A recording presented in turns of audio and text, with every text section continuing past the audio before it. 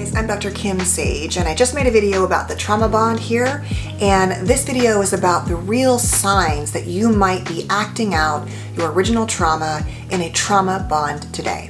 Before I get started though, I hope you'll consider subscribing and clicking the bell, and that way you'll get notified when I post new videos.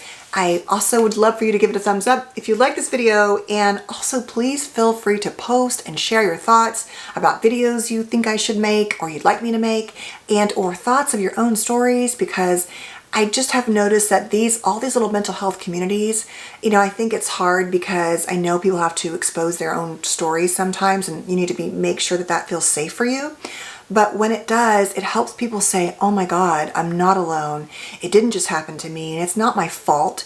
And I had this certain story, and it set me up to choose these people. And I think that's how we all get healthier and stronger, is like not keeping our pain and wound and secrets in the dark, if we can safely share those things with each other. So please feel free to do that. Okay, so the top signs that you are in really is a toxic relationship, but really a trauma bond. The first thing is that if you have had a traumatic childhood, or you had a complicated parenting dynamic. I think when we say traumatic childhood, people think instantly of the most horrific situations. And of course, those are important and valuable. But at the same time, it may just be that you had a narcissistic, I don't want to say just be, it may be that you had a narcissistic parent, but because our early caregivers and our attachment relationships are so important, let's say your mom or dad was a borderline or a narcissist, right? Or just had some cluster of symptoms that meant they couldn't attune to you. They couldn't be there for you. They fought a lot. They loved you and hated you. Whatever it is, what do you grow up believing about yourself? You often grow up believing that you're not worthy of love, that real love is hurtful and wounding, and that nobody will consistently be there for you and see you for who you are. So the first thing is that you probably had some kind of early caregiving that lacked in what you needed at your core, and often created a more anxious or avoidant or disorganized attachment experience for you. The next one is that you find yourself justifying and minimizing things that sometimes are not right. And here's how you really know. I always say this, that if you're, let's say, dating somebody and you find yourself getting to a place where, you just don't really want to tell your friends or your mom or your dad what he or she really did, because they're just going to judge this person. They're not going to get it. If you find yourself over time just deciding that no one else would understand it, that's a huge red flag. Anything that you don't feel comfortable telling someone else is probably a red flag. And so, I get we have certain privacy situations, but I'm talking about things that you don't think anyone else would get. That is a huge sign. The next one is if you had an intense, fast, love, sexy relationship really fast.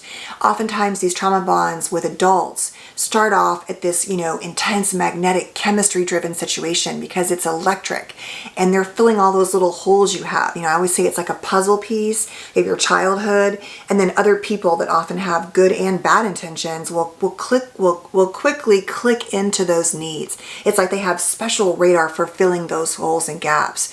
And in the beginning, it feels so good.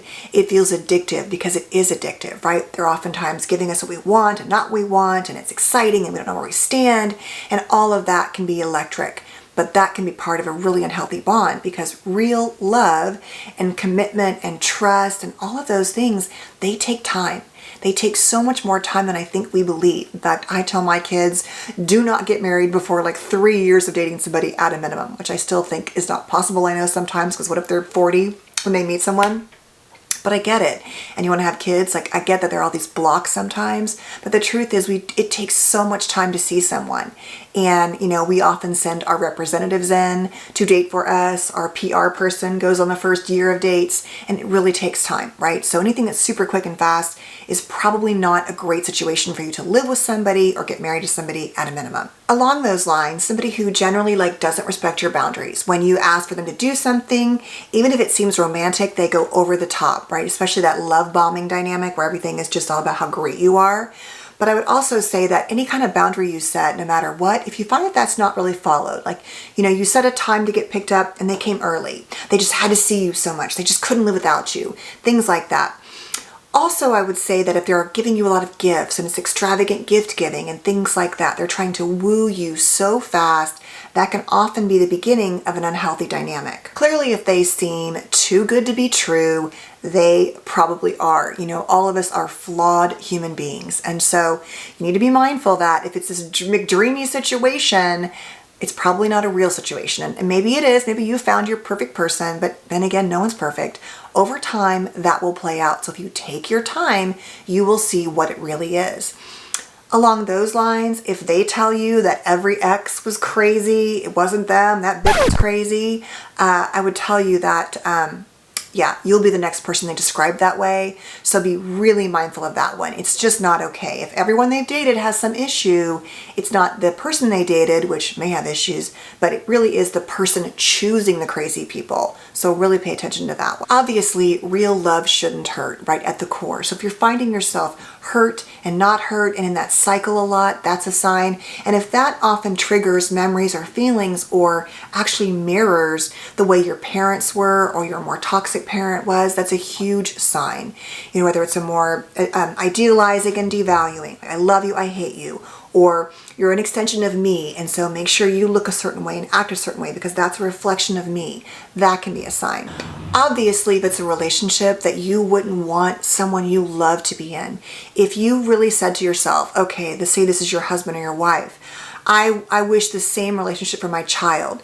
If you think to yourself, I would never want my kids having the same spouse I have, and that's their kid's parent, you got a problem there, right? And so these relationships can go on for a lifetime. They can go on for a short time. But anything that you think, God, you know, someone I really care about, I would not want them to experience this. That person you need to be focusing on is you, that you don't want you to experience this because it's happening to you.